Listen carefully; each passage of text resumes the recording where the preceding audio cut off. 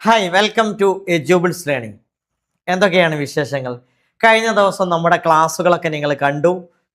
അതിൻ്റെ കൺസെപ്റ്റ് മനസ്സിലായിട്ടുണ്ടാവും എന്ന് വിചാരിക്കുന്നു. പലരും കമൻ്റൊക്കെ ചെയ്തു.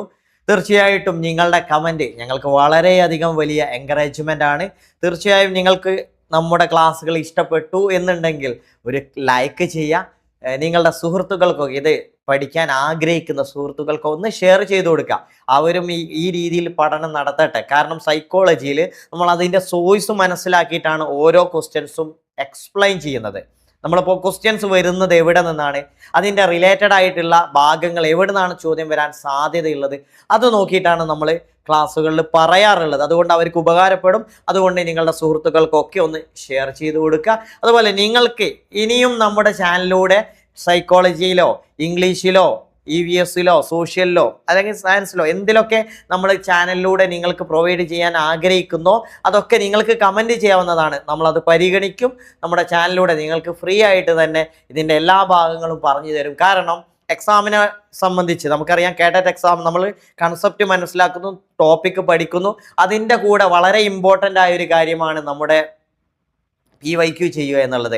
എന്നാൽ മാത്രമേ ചില ബൃഹത്തായ ടോപ്പിക്കുകളൊക്കെ നമുക്ക് കൃത്യമായിട്ട് ഒരു സിസ്റ്റത്തിലൂടെ അത് കൊണ്ടുപോകാൻ പറ്റും. കാരണം നമ്മുടെ സമയം പരിമിതമായിരിക്കും.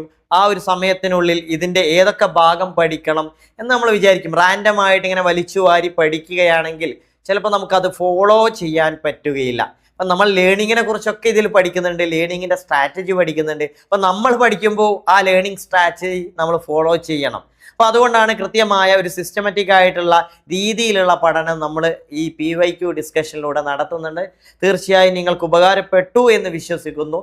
അപ്പോൾ മറക്കരുത്, ലൈക്ക് ചെയ്യുക, കമൻറ്റ് ചെയ്യുക, ഷെയർ ചെയ്യുക. ഓക്കെ, നമുക്ക് ആദ്യത്തെ ചോദ്യത്തിലേക്ക് പോവാം. ഇന്ന് നമ്മൾ ചെയ്യാൻ പോകുന്നത് അതുപോലെ തന്നെ കുറച്ചും കൂടി വ്യത്യസ്തമായ ചോദ്യങ്ങളാണ്. പക്ഷെ നിങ്ങൾക്ക് മനസ്സിലാക്കാം, ഈ ക്വസ്റ്റ്യൻസ് ഒക്കെ കണ്ടാൽ നിങ്ങൾക്ക് എങ്ങനെയാണ് ഇത് റിപ്പീറ്റഡ് ആയിട്ട് വരുന്നത് അത് നിങ്ങൾക്ക് കൃത്യമായിട്ട് മനസ്സിലാക്കാം. റിപ്പീറ്റഡ് ആയി വരുന്നു, പക്ഷേ അത് എങ്ങനെയാണ് ചോദിക്കുന്നത്, അതിൻ്റെ ഏതൊക്കെ തലങ്ങളാണ് ചോദിക്കുന്നത് എന്ന് കൂടി നമുക്ക് ഹലോ, ഇന്ന് നമ്മൾ സൈക്കോളജിയുടെ ഒരു 15 ചോദ്യങ്ങൾ ഈ വീഡിയോയിൽ ഡിസ്കസ് ചെയ്യും. സാധാരണ നമ്മൾ ക്ലാസ് ചെയ്യുന്നതിനപ്പുറം കുറച്ചുകൂടി ഡീപ്പായിട്ട് ഇന്നത്തെ സബ്ജക്റ്റിനെ അനാലിസിസ് ചെയ്യാൻ താല്പര്യപ്പെടുന്നുണ്ട്. കാരണം നിങ്ങൾ എക്സാമിന് പഠിക്കുമ്പോൾ പ്രീവിയസ് ഇയർ ക്വസ്റ്റ്യൻ ചെക്ക് ചെയ്യുമ്പോൾ അതിലൊരു ക്വസ്റ്റ്യനും അതിൻ്റെ അടുത്ത എക്സാമിന് അത് വരാനുള്ള സാധ്യതയും ഒക്കെ നിങ്ങൾ മനസ്സിലാക്കിയിട്ടുണ്ടാവും. അപ്പോൾ തീർച്ചയായും അതിൻ്റെ ഓപ്ഷൻ കാണുമ്പോൾ മറ്റുള്ള ഓപ്ഷൻസുകൾ എന്തൊക്കെയാണ്, സൈക്കോളജിയിൽ എന്തൊക്കെ അതുമായി ബന്ധപ്പെട്ട കാര്യങ്ങളുണ്ട് എന്നുള്ള കാര്യങ്ങളൊക്കെ നമ്മൾ എന്ത് ചെയ്യും, ഇവിടെ ഡിസ്കസ് ചെയ്യും. നമുക്ക് നേരിട്ട് ചോദ്യത്തിലേക്ക് പോവാം. ആദ്യത്തെ ചോദ്യം നോക്കൂ. Which of the following is not a defence mechanism? നമുക്കറിയാം, അധിക എക്സാമിനും വരുന്നൊരു ചോദ്യമാണ് ഡിഫൻസ് മെക്കാനിസം. അതുമായി ബന്ധപ്പെട്ട ഒരു ചോദ്യം. ഫസ്റ്റ് ക്വസ്റ്റ്യൻ ആണിത്. ഡിഫൻസ് മെക്കാനിസത്തിൽ പെടാത്തത് ഏതാണ്? Generalisation, projection, aggression, reaction formation. Option A generalisation ആണ് കറക്റ്റ് ആൻസർ. അപ്പോൾ നമുക്ക് മറ്റുള്ളവ ഒന്ന് നോക്കിയാലോ. നോക്കൂ, ഡിഫൻസ് മെക്കാനിസത്തിൽ അതിൽ ഓപ്ഷനിൽ പറഞ്ഞ പ്രൊജക്ഷൻ, സ്വന്തം കഴിവില്ലായ്മകൾ അല്ലെങ്കിൽ പരാജയ കാരണങ്ങൾ എന്നിവ മറ്റുള്ളവരിൽ ചുമത്തി രക്ഷപ്പെടുന്ന തന്ത്രം. എക്സാമിന് തോറ്റാൽ അധ്യാപകനെ കുറ്റം പറയുന്നു, അതല്ലെങ്കിൽ മറ്റ് കളിയിൽ തോറ്റാൽ ബോളിനെ കുറ്റം പറയുന്നു. ഇതൊക്കെ പ്രൊജക്ഷൻ എന്ന് പറയാം. അടുത്തതാണ് അഗ്രഷൻ. തൻ്റെ ലക്ഷ്യത്തിലേക്ക് എത്തുന്നതിൽ നിന്നും തടസ്സം നിൽക്കുന്ന എന്തിനേയും എതിർക്കുകയും ആക്രമിക്കുന്ന രീതി. അപ്പോൾ ഇതിൽ 2 മോഡലുണ്ട്, പ്രത്യക്ഷം, പരോക്ഷം. പ്രത്യക്ഷം എന്ന് പറഞ്ഞാൽ അച്ഛൻ എന്തെങ്കിലും വഴക്ക് പറയുമ്പോൾ കുട്ടി തിരിച്ച് ചൂടാവുന്നു, അല്ലെങ്കിൽ എന്തെങ്കിലും പ്രവർത്തിക്കുന്നു, അത് നമുക്ക് പ്രത്യക്ഷമായിട്ട് പറയാം. പരോക്ഷം എന്ന് പറയുമ്പോൾ അച്ഛൻ ചൂടാവുന്ന സമയത്ത് കുട്ടി എന്ത് ചെയ്യുന്നു, ഗ്ലാസ് എടുത്ത് പൊട്ടിക്കുന്നു. അപ്പോൾ അച്ഛനോട് കാണിക്കുന്ന പ്രതികാരം ഗ്ലാസിനോട് കാണിക്കുന്നു. അതാണ് പരോക്ഷ അഗ്രഷൻ. അതൊരു ഡിഫൻസ് മെക്കാനിസം. ഇനി റിയാക്ഷൻ ഫോർമേഷൻ എന്ന് പറഞ്ഞാൽ യഥാർത്ഥ സ്വഭാവം മറച്ചു വെച്ചുകൊണ്ട് അതിനെതിരായ സ്വഭാവ പ്രകടനങ്ങൾ നടത്തുക. പിരിമുറുക്കം നിറഞ്ഞ നിഷേധ സാഹചര്യങ്ങളോട് പെട്ടെന്ന് തന്നെ അനുകൂലമായി പ്രതികരിക്കുന്ന രീതി. ഉദാഹരണത്തിന്, ഒരു ഫംഗ്ഷനിൽ പോവുകയാണ്, നമുക്ക് ഭയങ്കര വെറുപ്പുള്ള ഒരാളെ കാണുന്നു, പെട്ടെന്ന് നമ്മൾ എന്ത് ചെയ്യുന്നു, നമുക്ക് ഉള്ളിൽ വെറുപ്പാണെങ്കിലും അവനെ കാണുമ്പോൾ ഫംഗ്ഷനിലല്ലേ ഒന്ന് ചിരിക്കേണ്ടി വരുന്നു. അപ്പോൾ ഉള്ളിൽ വെറുപ്പും പുറമെ ചിരിയും. അതാണ് റിയാക്ഷൻ ഫോർമേഷൻ. അല്ലെങ്കിൽ സൈക്കിളിൽ നിന്ന് വീഴുന്നു, നല്ല വേദനയാവുന്നു. നമ്മൾ സ്വാഭാവികമായിട്ട് നമുക്ക് തോന്നുന്ന ഒരു വികാരമുണ്ട്. പക്ഷെ ആളുകൾ കാണുമ്പോൾ ചിരിച്ച് കുഴപ്പമില്ല എന്നുള്ള രീതിയിൽ നടക്കുമ്പോൾ അപ്പോൾ ഉള്ളിലുള്ളതിൻ്റെ നേരെ ഓപ്പോസിറ്റാണ് പുറമെ കാണിക്കുന്നത്. ഓക്കെ, ഇതാണ് മറ്റു ഓപ്ഷനിലുള്ള മറ്റു ഡിഫൻസ് മെക്കാനിസങ്ങൾ. ഓക്കെ, അടുത്ത ചോദ്യം. According to Freud the structure of psyche അപ്പോൾ സൈക്കെ നമ്മുടെ മനസ്സിന്റെ സ്ട്രക്ചർ, ഘടനയെക്കുറിച്ച് ഫ്രോയിഡ് എന്താണ് പറയുന്നത്? ഈഗോ, ഇത് ആൻഡ് സൂപ്പർ ഈഗോ, അല്ലെങ്കിൽ unconscious, sub conscious and conscious, oral, anal and phallic, primary, secondary and tertiary. ഇപ്പോൾ ഇവിടെ ശ്രദ്ധിക്കുക, ഈ എല്ലാം അല്ലേ ഫ്രോയിഡുമായി ബന്ധപ്പെട്ടതാണ്. ഈഗോ അല്ലെങ്കിൽ അൺകോൺഷ്യസ്, ഓറൽ, ഇതൊക്കെ ഫ്രോയിഡുമായി ബന്ധപ്പെട്ടതാണ്. പക്ഷേ ക്വസ്റ്റ്യൻ എന്താണ്? Structure of psyche. അപ്പോൾ ഏതാണ് ഉത്തരം വരിക? Structure of psyche. ഉത്തരം ഓപ്ഷൻ എ, ഈഗോ, ഇത് ആൻഡ് സൂപ്പർ ഈഗോ. ഇത് എന്ന് പറഞ്ഞാൽ നമുക്കറിയാം മനുഷ്യ മനസ്സിലെ എല്ലാ പ്രാകൃതമായ വികാര ശക്തിയാണ് ഇത്. അപ്പോൾ അതിനൊരു മൊറാലിറ്റി വേണമെന്നില്ല. പ്രാകൃതമായ സ്വഭാവങ്ങളൊക്കെ ഇതാണ് അത് നടത്തുന്നത്. അതുപോലെ എല്ലാ അസാൻമാർഗിക പ്രവർത്തനങ്ങളുടെയും പിന്നിൽ പ്രവർത്തിക്കുന്നത് ഇതാണ്. അതുകൊണ്ട് ഇതെന്തനുസരിച്ചാണ് പ്രവർത്തിക്കുന്നത്? പ്രിൻസിപ്പിൾ ഓഫ് പ്രഷർ, സുഖതത്വം അനുസരിച്ച് പ്രവർത്തിക്കുന്ന മനസ്സിൻ്റെ ഒരു ഘടകമാണ് ഇത്. ഓക്കെ, അതേസമയത്ത് അഹം എന്ന് പറഞ്ഞാൽ ഇതിനെ നിയന്ത്രിക്കുകയും അടക്കി നിർത്തുകയും ചെയ്യുന്ന വൈകാരിക ശക്തി. ഒരു കുതിരയും ഒരു കുതിരക്കാരനുമാണെങ്കിൽ ഇവിടെ അഹം, ഈഗോ എന്താണ്? ഒരു കുതിരക്കാരൻ. കുതിരയാണ് ആര്? ഇത്. അപ്പോൾ ഈ കുതിരയെ നിയന്ത്രിക്കുന്നത് പോലെ ഈഗോ നമ്മളെ ഇതിനെ നിയന്ത്രിക്കുന്നു. അഹം യാഥാർത്ഥ്യ ബോധ തത്വം, അതായത് പ്രിൻസിപ്പിൾ ഓഫ് റിയാലിറ്റി അനുസരിച്ചാണ് പ്രവർത്തിക്കുന്നത്. അപ്പോൾ നമുക്ക് എന്ത് പറയാം? മനുഷ്യ മനസ്സിലെ പോലീസ് ഫോഴ്സ് ആയും അതുപോലെ വ്യക്തിത്വത്തിന്റെ പാലകൻ, എക്സിക്യൂട്ടീവ് ഓഫ് പേഴ്സണാലിറ്റി, ഇതൊക്കെ ആയിട്ട് നമുക്ക് ആരെ കാണാം? ഈഗോയെ കാണാം. മൂന്നാമത് നമ്മൾ പറയുന്ന സൂപ്പർ ഈഗോ, അതാണ് അത്യഹം. സമൂഹം അംഗീകരിച്ചിട്ടുള്ള സാൻമാർഗിക മാനദണ്ഡങ്ങൾക്കനുസരിച്ച് പ്രവർത്തിച്ച് ശരിയും തെറ്റും നിർണ്ണയിക്കുന്നതിനാണ് സൂപ്പർ ഈഗോ. അതായത് നമ്മുടെ ഒരു ഉപദേശകനെ പോലെ പ്രവർത്തിക്കുന്നതാണ് സൂപ്പർ ഈഗോ. അതുകൊണ്ട് നമുക്ക് സാൻമാർഗിക തത്വം, അതായത് പ്രിൻസിപ്പിൾ ഓഫ് മൊറാലിറ്റി അനുസരിച്ച് കൊണ്ടാണ് സൂപ്പർ ഈഗോ പ്രവർത്തിക്കുന്നത് എന്ന് നമുക്ക് പറയാം. അടുത്ത ചോദ്യം. NCF 2005 proposes, അതായത് NCF 2005 proposes the evaluation system should be based on marks, grades, both marks and grade, none of the above. അതായത് നാഷണൽ കരിക്കുലം ഫ്രെയിംവർക്കിൽ എന്തടിസ്ഥാനത്തിലാണ് ഇവാലുവേഷൻ നടക്കേണ്ടത് എന്ന് പറയുന്നത് ഏതാണ്? മാർക്കാണോ ഗ്രേഡാണോ? ഉത്തരം ഏതാണ്? ഗ്രേഡാണ് അല്ലേ. ഗ്രേഡിൻ്റെ അടിസ്ഥാനത്തിലാണ് ഇവാലുവേഷൻ നടക്കേണ്ടത് എന്നാണ് NCF 2005 പറയുന്നത്. അടുത്ത ചോദ്യം. എക്സ്പാൻഡ് IEDC, ഉത്തരം ഏതാണ്? Integrated education for disabled children. ഇത് മനസ്സിലാക്കി വെക്കുക. ഉത്തരം ഓപ്ഷൻ എ ആണ് കേട്ടോ. അടുത്ത ചോദ്യം. Lakshmi complains when her tall thin glass of juice is poured into a short but wider glass. She tells her father that she now has less juice. Lakshmi has not yet grasped the principle of, അതായത് ഇവിടെ ലക്ഷ്മി എന്ന കുട്ടി ഒരു ഗ്ലാസ്സിൽ juice ഉണ്ടായിരുന്നു. പക്ഷേ ആ juice എന്ത് ചെയ്തു? മറ്റൊരു പാത്രത്തിലേക്ക്, അതായത് ഇപ്പം കിട്ടിയ പാത്രത്തേക്കാൾ വലുപ്പം അതിനേക്കാൾ വലുപ്പം കുറവാണെങ്കിലും കുറച്ചും കൂടി വിശാലമായതാണ്. അപ്പോൾ ഇവൾ ഒഴിച്ച ജ്യൂസ് അതിലേക്ക് വലിയ പാത്രത്തിലേക്ക് ഒഴിച്ചപ്പോൾ ഉയരം കുറഞ്ഞു. അപ്പോൾ ലക്ഷ്മി വിചാരിച്ചത് തൻ്റെ ജ്യൂസിൻ്റെ അളവ് കുറഞ്ഞു എന്നാണ്. അപ്പോൾ ഇതിനു വേണ്ടി ലക്ഷ്മി പരാതിപ്പെടുക. അപ്പോൾ ലക്ഷ്മിക്ക് ഏത് പ്രിൻസിപ്പിളാണ് നമ്മൾ നോക്കുക? ലക്ഷ്മിക്ക് ഇല്ലാത്തത് conservation, animism, egocentrism and constancy. അപ്പോൾ ഇവിടെ നമുക്ക് കൺസർവേഷൻ എന്നുള്ള ആ പ്രിൻസിപ്പിൾ ലക്ഷ്മി നേടിയിട്ടില്ല. ഓക്കെ, ലക്ഷ്മിക്ക് അത് മനസ്സിലായിട്ടില്ല. നമുക്ക് നോക്കാം എന്താണ് കൺസർവേഷൻ. പാത്രം മാറ്റിയത് കൊണ്ട് വെള്ളത്തിൻ്റെ അളവിൽ മാറ്റം ഉണ്ടാകുന്നില്ല എന്നതാണ് കൺസർവേഷൻ ഓഫ് വോളിയം. ഇത് കൺസർവേഷൻ ഓഫ് വോളിയം ആണ് കേട്ടോ. പല രീതിയിലുള്ള കൺസർവേഷൻ ഉണ്ട്. ഉദാഹരണത്തിന് ഇപ്പോൾ നമ്മൾ നമ്പേഴ്സ് 4, 3, 7 ആണ് അതൊരു തത്വമാണ്. അതേപോലെ തന്നെയാണ് 5, 2, 7 ആണ്. ഇതൊരു കൺസർവേഷൻ തന്നെയാണ്. നമ്പർ മാറിയത് കൊണ്ട് അവിടെ ആൻസർ മാറുന്നില്ല. ഓക്കെ, ആനിമിസം എന്ന് പറഞ്ഞാൽ എല്ലാ വസ്തുക്കളും ജീവനുള്ളവയുടെ പ്രത്യേകതകൾ പ്രകടിപ്പിക്കുന്നതായി കരുതുന്നു. അപ്പോൾ ആനിമിസം അതൊരു മറ്റൊരു രീതിയാണ്. ഈഗോസെൻട്രിസം എന്ന് പറഞ്ഞാൽ ലോകത്തെ കുട്ടി മനസ്സിലാക്കുന്നത് തൻ്റെ അനുഭവവുമായി ബന്ധപ്പെടുത്തിയാണ്. ഇപ്പോൾ ലോകത്തിൻ്റെ കേന്ദ്രം താനാണെന്നും തന്നെ ചുറ്റിപ്പറ്റിയാണ് കാര്യങ്ങളെല്ലാം എന്നതാണ് ഈ അവസ്ഥ. കുട്ടികളുടെ വിവിധ പ്രായങ്ങളിൽ ഉണ്ടാവുന്ന ഓരോ അവസ്ഥകളാണ് നമ്മളിവിടെ പറഞ്ഞിട്ടുള്ളത്. അടുത്ത ചോദ്യം. The theorist associated with concept attainment model. Concept attainment model, ആ തിയറി ആരാണ് ഉണ്ടാക്കിയത്? Jerome S Bruner, David Ausubel, Jean പിയാഷെ, ലെവ് വൈഗോട്സ്കി. ഉത്തരം ആരാണ്? Jerome S Bruner. അടുത്ത ചോദ്യം, select the personality traits put forwarded by Allport. അല്ലെ, ആൽപോർട്ടിൻ്റെ പേഴ്സണാലിറ്റി ട്രേറ്റ് ഏതാണ്? പ്രൈമറി, സെക്കൻഡറി, ടെറിഷറി, അല്ലെ cognitive, emotional, physiological, ego, super ego, cardinal, central and secondary. ഏതായിരിക്കും ഉത്തരം? Cardinal, central and secondary. അപ്പോൾ കാർഡിനൽ, അതുപോലെ സെൻട്രൽ, സെക്കൻഡറി, ഇങ്ങനെയുള്ള 3 രീതിയിലുള്ള പേഴ്സണാലിറ്റി ഉണ്ട്, അല്ലെങ്കിൽ ഒരാളുടെ സ്വഭാവത്തിൽ അത് കാണാമെന്നാണ് ആൽപോർട്ട് പറയുന്നത്. ഫസ്റ്റ് വൺ ഏതാണ്? മുഖ്യ സവിശേഷകം, അതല്ലെങ്കിൽ സെൻട്രൽ ട്രേറ്റ് എന്ന് പറയാം. അക്രമരാഹിത്യം, അഹിംസ, സ്വച്ഛാധിപത്യം, ഫലിതബോധം.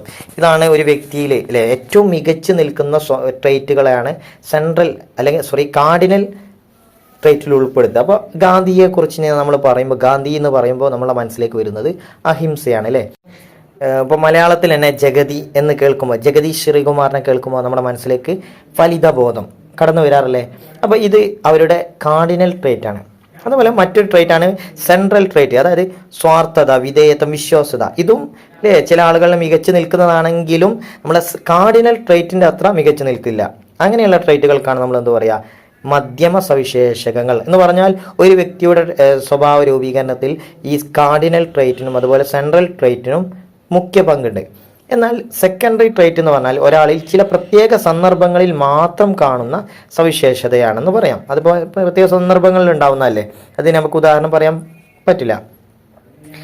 അടുത്ത ചോദ്യം, when was KCF formed? Kerala curriculum framework എപ്പോഴാണ് ഉണ്ടായത്? ഏത് വർഷമാണ്? 2007 അല്ലേ. നാഷണൽ കരിക്കുലം ഫ്രെയിംവർക്ക് ഉണ്ടാകുന്നത് മറന്നു പോകരുത് 2005 ഉണ്ടാവുന്നുണ്ട്. പക്ഷേ കേരള ഇത് KCF ആണ്. അത് ഏത് വർഷമാണ്? അടുത്ത ചോദ്യം, imagine you are bicycling in a race, which of the following is best example of an extrinsic motivation for this activity? താഴെ പറയുന്നതിൽ ഏതാണ് എക്സ്ട്രിൻസിക് മോട്ടിവേഷൻ ഉദാഹരണം? ഇൻട്രിൻസിക്കും എക്സ്ട്രിൻസിക്കും എന്ന് പറഞ്ഞാൽ ബാഹ്യ അഭിപ്രേരണ അല്ലെ. ബാഹ്യ അഭിപ്രേരണക്ക് ഉദാഹരണം ഏതാണ്? Biking to enjoy fresh air. നമ്മളൊരു ഫ്രഷ് എയർ കിട്ടാൻ യാത്ര ചെയ്യുന്നത് അത് ബാഹ്യമാണോ? നമുക്ക് സ്വന്തം അല്ലേ ഒരു ഇൻട്രിൻസിക് ആണ്. Raising money for the charity you believe in. നമുക്ക് വിശ്വാസമുള്ള ഒരു ചാരിറ്റിക്ക് വേണ്ടി അല്ലെങ്കിൽ നമ്മൾ ചില കാര്യങ്ങൾ ചെയ്യാൻ വേണ്ടിയിട്ട് പണം ഉണ്ടാക്കണം. അതും നമ്മുടെ ഉള്ളിൽ നിന്ന് വരുന്നതാ അല്ലേ, നമ്മളെ മനസ്സിലുണ്ടാവുന്ന ഇൻട്രിൻസിക് ആണ്.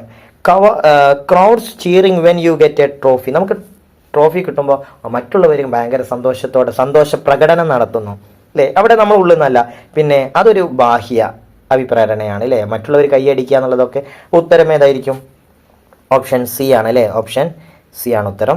പിന്നെ to increase your health through the exercise. എക്സസൈസിലൂടെ നമുക്ക് ഹെൽത്ത് ഉണ്ടാക്കുക. ഇതെല്ലാം ഇൻട്രിൻസിക് ആണ് കേട്ടോ. അടുത്ത ചോദ്യം, teacher uses projective test for revealing the. അപ്പോൾ ടീച്ചർ എന്തിനാണ് പ്രൊജക്റ്റീവ് ടെസ്റ്റുകൾ ഉണ്ടാക്കുന്നത്? എന്തിനാണ്? ഇതിനായിരിക്കും നമ്മുടെ കോൺഷ്യസ് അല്ലെങ്കിൽ അൺകോൺഷ്യസ് ആപ്റ്റിറ്റ്യൂഡ്, ഇവ ഏതിനെ റിവീൽ ചെയ്യാനാണ്? റിയലി ഉത്തരം എന്തായിരിക്കും? നമ്മുടെ അൺകോൺഷ്യസ് മൈൻഡ് അല്ലെങ്കിൽ അബോധ മനസ്സിലുള്ള കാര്യങ്ങളെ ഉണർത്താൻ, അത് മനസ്സിലാക്കാൻ ടീച്ചർ ഉപയോഗിക്കുന്ന ടെസ്റ്റാണ് എന്ത്? Projective test. മറ്റെന്ത് ടെസ്റ്റുകളൊക്കെ ഉപയോഗിക്കാറുണ്ട് നമുക്കൊന്ന് നോക്കാം.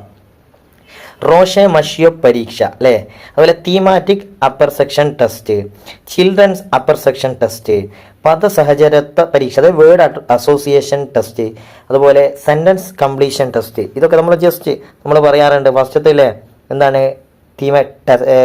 ടാറ്റ് എന്ന് പറയാം, മറ്റെന്ത് പറയാം? കാറ്റ് എന്ന് പറയാം, വേർഡിൻ്റെ WAT അല്ലേ, വാറ്റ് എന്ന് പറയാം. അതുപോലെ മറ്റേത് സാധനം പറയില്ല SCT, അത് അതിൻ്റെ ഷോർട്ടാക്കാം. പക്ഷേ ടാറ്റൊക്കെ അങ്ങനെ പഠിച്ചാൽ മതി. ടാറ്റ്, കാറ്റ് എന്നൊക്കെ പഠിച്ചാൽ എളുപ്പത്തിൽ നമുക്ക് എന്ത് ചെയ്യാം? പ്രൊജക്റ്റീവ് ടെസ്റ്റുകൾ മനസ്സിലാക്കാം. അടുത്ത ചോദ്യം, when we make use of many experiences and examples for arriving at a generalised principle or conclusion, it is known as. നമ്മൾ ഒരു ജനറലൈസ്ഡ് പ്രിൻസിപ്പിൾ ഉണ്ടാക്കുന്നത് എങ്ങനെയാണ്? നമ്മൾ എക്സ്പീരിയൻസും പല എക്സാമ്പിളൊക്കെ ഉപയോഗിച്ചിട്ട്. അപ്പോൾ നമ്മൾ ചില ഒരുപാട് എക്സാമ്പിൾ ഉപയോഗിച്ച് അതിൽ നിന്നൊരു പൊതു തത്വം, ഒരു പ്രിൻസിപ്പിൾ ഉണ്ടാക്കുമ്പോൾ അത് ഏത് രീതി? ഇൻഡക്റ്റീവ് റീസണിങ് ആണോ, ഹൈപ്പോത്തറ്റിക്കോ ഡിഡക്റ്റീവ് റീസണിങ് ആണോ, ഡിഡക്റ്റീവ് റീസണിങ് ആണോ, ട്രാൻസുഡേറ്റീവ് റീസണിങ് ആണോ? ഏതാണ് ഉത്തരം? അപ്പോൾ ഇവിടെ നമ്മൾ ശ്രദ്ധിക്കേണ്ടത്, നമ്മൾ പഠിച്ചിട്ടുണ്ട് DGP. ഞാൻ പറഞ്ഞു DGP എന്നുള്ള കോഡ് പഠിച്ചു വെക്കുക. DGP എന്ന് പറഞ്ഞാൽ ഡിഡക്റ്റീവ് ആണെങ്കിൽ ആ തത്വം എന്തായിരിക്കും? ജനറൽ ടു പാർട്ടിക്കുലർ ആയിരിക്കും. ഡിഡക്റ്റീവ് ആണ്. ജനറൽ എന്ന് പറഞ്ഞാൽ പൊതു തത്വം, പെർട്ടിക്കുലർ പറഞ്ഞാൽ അതിൻ്റെ ഒരു ഭാഗം അല്ലേ, നമുക്ക് എന്താ പറയുക, എക്സാമ്പിൾസ് നോക്കാം. പെർട്ടിക്കുലർ അപ്പോൾ ഒരു പൊതു തത്വത്തിൽ നിന്ന് ഒരു എക്സാമ്പിൾ ഉണ്ടാക്കുകയാണെങ്കിൽ അതിന് ഡിഡക്റ്റീവ്. ഇവിടെ നമ്മൾ ക്വസ്റ്റ്യൻ നോക്കൂ. ആദ്യം എന്താണുള്ളത്, നമുക്ക് കുറച്ച് എക്സാമ്പിൾ കിട്ടുന്നു, അതിൽ നിന്നാണ് നമ്മൾ എന്തെക്കുന്നത് പ്രിൻസിപ്പിൾ ഉണ്ടാക്കുന്നത്. അപ്പോൾ നേരെ DGP നേരെ തിരിച്ചിടാം. അപ്പോൾ ഡിഡക്റ്റീവ് എന്തായാലും അല്ലെങ്കിൽ പിന്നെ എന്തായിരിക്കും, ഇൻഡക്റ്റീവ്. അതെന്താണ് ഇൻഡക്റ്റീവ്. ഇൻഡക്റ്റീവിൻ്റെ പ്രത്യേകത എന്തായിരിക്കും, പെർട്ടിക്കുലർ ടു ജനറൽ. പെർട്ടിക്കുലർ, അതെ, പെർട്ടിക്കുലർ ആയ കാര്യം ഇവിടെ എന്താണ്, എക്സാമ്പിൾ ആണ്. കുറേ എക്സാമ്പിൾ ഉപയോഗിച്ച് നമ്മളൊരു ജനറൽ പ്രിൻസിപ്പിൾ രൂപീകരിക്കുന്നു. അപ്പോൾ ഈ മെത്തേഡ് DGP എന്നുള്ള കോഡ് പഠിക്കുക, പെട്ടെന്ന് നമുക്ക് എന്ത് ചെയ്യും, കത്തും കാര്യം. അടുത്ത ചോദ്യം, select the correct combination related to continuous and comprehensive evaluation, CCE എന്ന് പറയും അല്ലേ. അപ്പോൾ ഇവിടെ CCE എന്ന് പറഞ്ഞ ഒരു ഇവാലുവേഷൻ ആണ്. അപ്പോൾ അത് എന്തുമായി ബന്ധപ്പെട്ടതാണ് അല്ലേ, ഈ ഇവാലുവേഷൻ എന്തുമായി ബന്ധപ്പെട്ടതാണ് question. To develop cognitive psychomotor skills and to make comparison between them, to determine social utility and to maintain desired standard of performance, to label the students and collect information continuously and record them, to mark the poor, intelligent, inefficient and apply child-centered method of teaching. ഇത് ശ്രദ്ധിക്കുക, ഇത് വായിച്ച് നോക്കണം നന്നായിട്ട്, ഈ കാരണം confusion ഉണ്ടാകുന്ന questions ആണ്. നമ്മളിവിടെ കണ്ടിന്യൂസ്ലി എന്നൊക്കെ കാണുമ്പോൾ അതാണ് ഉത്തരം എന്ന് വിചാരിക്കും. റിയലി നിങ്ങൾ ചിന്തിക്കുക, നമ്മളൊരു CC എന്നാകുമ്പോൾ അത് കണ്ടിന്യൂസ് ഇവാലുവേഷൻ അല്ലേ. എന്തിനാണ് ഈ കണ്ടിന്യൂസ് ഇവാലുവേഷൻ നടക്കുന്നത്, കുട്ടികളുടെ സ്റ്റാൻഡേർഡ് ഉയർത്താൻ വേണ്ടിയിട്ട്, വെറുതെ ഒരു ചെക്ക് ചെയ്യാൻ മാത്രമാണോ. അപ്പോൾ ഇതിൽ ആ ഒരു ഉത്തരം വരുന്നത് നോക്കൂ, to determine social utility to maintain desired standard of performance, കുട്ടികളുടെ നമ്മൾ ലക്ഷ്യം വെക്കുന്ന സ്റ്റാൻഡേർഡ് മെയിൻറ്റെയിൻ ചെയ്യാൻ, അത് നിലനിർത്താൻ നമ്മൾ അല്ലേ എന്ത് ചെയ്യണോ, കുട്ടികളുടെ സോഷ്യൽ യൂട്ടിലിറ്റി മനസ്സിലാക്കണം. അതിനാണ് നമ്മൾ CCE ഉപയോഗിക്കാറുള്ളത്. ഓക്കെ, അടുത്ത ചോദ്യം, which of the following is not a gestalt principle. Gestalt principle അത് വളരെ ഇമ്പോർട്ടൻ്റ് ആയിട്ടുള്ള ഒരു ഹോട്ട് ടോപ്പിക്കാണ്, ജസ്റ്റാൾട്ട് പ്രിൻസിപ്പിൾ. ഇതിൽ ഏതാണ് ജസ്റ്റാൾട്ട് പ്രിൻസിപ്പിൾ അല്ലാത്തത്, law of proximity, law of disuse, law of closure and law of pragnanz. ഏതായിരിക്കും, ഇപ്പോൾ ശ്രദ്ധിക്കുക, ഇവിടെ ഉത്തരം വരുന്നത് ലോ ഓഫ് ഡിസ്യൂസ് അല്ലേ. Law of disuse and law of use അത് മറ്റൊരു തിയറിയുടെ ഭാഗമാണ് അല്ലേ. അപ്പോൾ ഇവിടെ പ്രോക്സിമിറ്റി, ക്ലോഷർ ആൻഡ് പ്രാഗ്നാൻസ് ഇവയെല്ലാം ജസ്റ്റാൾട്ട് പ്രിൻസിപ്പിളിൻ്റെ ഭാഗമാണ്. നമുക്ക് നോക്കാം. ഇപ്പോൾ പ്രോക്സിമിറ്റി, ലോ ഓഫ് പ്രോക്സിമിറ്റി എന്ന് പറഞ്ഞാൽ the principle of proximity states that objects near each other tend to be viewed as a group. നിങ്ങൾ നോക്കൂ, ഇവിടെ രണ്ട് ഗ്രൂപ്പ് പോലെ തോന്നുന്നില്ലേ. ശരിക്കും നോക്കിയാൽ ഒരേപോലെയുള്ള ഒരുപാട് സർക്കിളുകളാണുള്ളത്, പക്ഷേ ഇവിടെ ചെറിയൊരു ഗ്യാപ്പ് ഉണ്ട്, കുറച്ച് ഗ്യാപ്പ് ഉണ്ട്. അപ്പോൾ ഇവിടെ അടുത്തുള്ളത് ഇതിനെ നമ്മളൊരു ഗ്രൂപ്പായിട്ടും ഇതിനെ മറ്റൊരു ഗ്രൂപ്പായിട്ടും കരുതും. ഇതിനാണ് നമ്മൾ എന്താ പറയുക, അടുത്തുള്ള ഒബ്ജക്റ്റുകൾ ഒരു ഗ്രൂപ്പായിട്ട് നമുക്ക് തോന്നുക. അതിനാണ് ലോ ഓഫ് പ്രോക്സിമിറ്റി എന്ന് പറയാം. അതുപോലെ നോക്കൂ, ലോ ഓഫ് ക്ലോഷർ നമ്മളിപ്പോൾ ഉദാഹരണത്തിന് ഒരു ഇത് വരയ്ക്കുക, ഇങ്ങനെ വരച്ചാൽ നമ്മൾ എന്ത് ചെയ്യുന്നു, ഇതിന് എന്തായിട്ടാണ് പെട്ടെന്ന് ഒരു സ്ക്വയർ പോലെ വിചാരിക്കും അല്ലേ, ഒരു സ്ക്വയർ പോലെ മനസ്സിലേക്ക് കൊണ്ടുവരും. സത്യത്തിൽ ഇത് സ്ക്വയർ ആണോ, ഇവിടെ ഗ്യാപ്പ് ഉണ്ട്, ഇവിടെയൊക്കെ ഗ്യാപ്പ് കണ്ടില്ലേ, ഒരു സ്ക്വയറിൻ്റെ പോലെ. പക്ഷെ നമ്മൾ എന്ത് ചെയ്യുന്നു, ഒരു സ്ക്വയർ പോലെ മനസ്സിലേക്ക് വിചാരിക്കുന്നു. അതാണ് this suggest that elements that form A closed object will be perceived as a group. നമ്മൾ എന്ത് ചെയ്യുന്നു, ഒരു ക്ലോസ്ഡ് ആയിട്ടാണ് നമുക്ക് പെട്ടെന്ന് എന്ത് ചെയ്യുക, ഇത് ഫീൽ ചെയ്യുക. അപ്പം നമുക്ക് എന്ത് ചെയ്യുക, ഇത് ശരിക്കും നോക്കൂ, ഇങ്ങനെയുള്ള രണ്ട് കാര്യം ഇത് വെച്ചിട്ടാണ് എന്തുണ്ടാവുന്നത്, ഈ രൂപം കിട്ടുന്നത്. പക്ഷെ നമ്മൾ എന്ത് ചെയ്യുന്നു, ഇതിനൊരു ക്ലോസ്ഡ് ഗ്രൂപ്പ് പോലെ ഒരു സ്ക്വയർ പോലെ കാണുന്നു. ഇതാണ് ലോ ഓഫ് ക്ലോഷർ എന്ന് പറയാം. അടുത്തത് പ്രാഗ്നാൻസ്. ഇത് നിങ്ങൾ ശ്രദ്ധിക്കുക, പ്രാഗ്നാൻസ് എന്ന് പറഞ്ഞാൽ this foundational principle state that we naturally perceive things in there simplest form or organisation. നമ്മൾ ഇവിടെ ശരിക്കും നോക്കൂ, ഇവിടെ ഒരു ഗ്രൂപ്പായിട്ട് നോക്കുന്നു. പക്ഷെ നമുക്ക് പെട്ടെന്ന് മനസ്സിലേക്ക് വരുന്ന അല്ലേ, ഒളിമ്പിക്സിൻ്റെ റിങ് പോലെ ഒരു 5 എണ്ണം ഒരുമിച്ചുള്ള ആ ഒരു പിക്ചർ നമ്മൾ മനസ്സിലേക്ക് കൊണ്ടുവരുന്നു. അപ്പോൾ ആളുകൾ പെട്ടെന്ന് സിമ്പിൾ ഫോമിലേക്കാണ് രൂപീകരിക്കുക. അപ്പോൾ കോംപ്ലക്സ് ആയിട്ട് പല രൂപങ്ങൾ ഇതിൻ്റെ ഉള്ളിൽ നിന്ന് ശരിക്കും ഉണ്ടാക്കാൻ പറ്റും. ഇതിനെ നമ്മൾ നോക്കിയാൽ ഇപ്പോൾ ഇവിടെ നിങ്ങൾ ശ്രദ്ധിച്ച് നോക്കൂ അല്ലേ, ഇതിൻ്റെ പല രീതിയിലുള്ള ഐഡിയകൾ ഒക്കെ ഇതിൽ നിന്ന് രൂപീകരിച്ച് എടുക്കാൻ പറ്റും. പക്ഷേ നമ്മൾ എന്ത് ചെയ്യുന്നു, അതിൻ്റെ സിമ്പിൾ രൂപങ്ങൾ. അതുപോലെ നമ്മൾ ചില പിക്ചേഴ്സ് കണ്ടില്ലേ, ഫ്ലവേഴ്സ് ഉണ്ടാക്കുന്നത്, ഇങ്ങനെ ഫ്ലവേഴ്സ് ഉണ്ടാക്കുന്ന പിക്ചേഴ്സ്. ഇത് കൃത്യമല്ലെങ്കിലും നമുക്ക് നോക്കാം. നമ്മൾ ഇതിനെ പെട്ടെന്ന് എന്താക്കാനാണ് നോക്കുക, ഫ്ലവേഴ്സ് ആക്കാനാണ് നോക്കുക. പക്ഷേ ഇതിൻ്റെ ഉള്ളിൽ മറ്റുള്ള പല കോംപ്ലക്സ് ആയിട്ടുള്ള പല ഐഡിയകളും ഉണ്ടാവും. പക്ഷെ നമ്മൾ പെട്ടെന്ന് ഇതൊരു ഫ്ലവറിൻ്റെ മോഡൽ ഉണ്ടല്ലോ എന്ന് നമ്മൾ എന്ത് ചെയ്യുന്നു, നോക്കുന്നു. ഇതാണ് പ്രാഗ്നാൻസ് എന്ന് പറയുന്നത്. അടുത്ത question, naturally occurring response in learning theory is called. അപ്പോൾ ലേണിംഗ് തിയറിയിൽ റെസ്പോൺസുകൾ നമ്മൾ പഠിച്ചിട്ടുണ്ട്. കണ്ടീഷണഡ് റെസ്പോൺസ്, അൺകണ്ടീഷണഡ് റെസ്പോൺസ് ഒക്കെ പഠിച്ചിട്ടുണ്ട്. അപ്പോൾ നാച്ചുറലി ഉണ്ടാവുന്ന റെസ്പോൺസിന് നമ്മൾ എന്താണ് പറയുക? എന്താ പറയുക? കണ്ടീഷനാണോ അൺകണ്ടീഷനാണോ? അല്ലേ? കറക്റ്റ് അല്ലേ? അൺകണ്ടീഷണഡ് റെസ്പോൺസ് നമ്മൾ പഠിച്ചിട്ടുണ്ട് അല്ലേ? ഒരു പൂച്ചയ്ക്ക് ഒരു ഫുഡ് കാണുമ്പോൾ വായിൽ നിന്ന് വെള്ളം വരുന്നത് അതെന്താണ്? കണ്ടീഷനാണോ? അല്ല. നമ്മൾ അങ്ങനെ തന്നെയല്ലേ, പച്ചമാങ്ങ കാണുമ്പോൾ നമുക്കൊരു പുളി തോന്നുന്നത് എന്താണ്? അത് അൺകണ്ടീഷൻഡ് റെസ്പോൺസ് ആണ്. അപ്പോൾ ഇത് ലേണിംഗ് തിയറിയിലുള്ള അൺകണ്ടീഷൻഡ് റെസ്പോൺസ് ആണ് കേട്ടോ. അടുത്ത ചോദ്യം, select the most suitable technique to deal with dyscalculia. Dyscalculia നമുക്കറിയാം. ഡിസ്കാൽക്കുലിയ എന്ന് പറഞ്ഞാൽ എന്താണ്? എന്തുമായി ബന്ധപ്പെട്ട? മാത്തമാറ്റിക്സുമായി ബന്ധപ്പെട്ട പ്രോബ്ലംസ് ആണല്ലോ.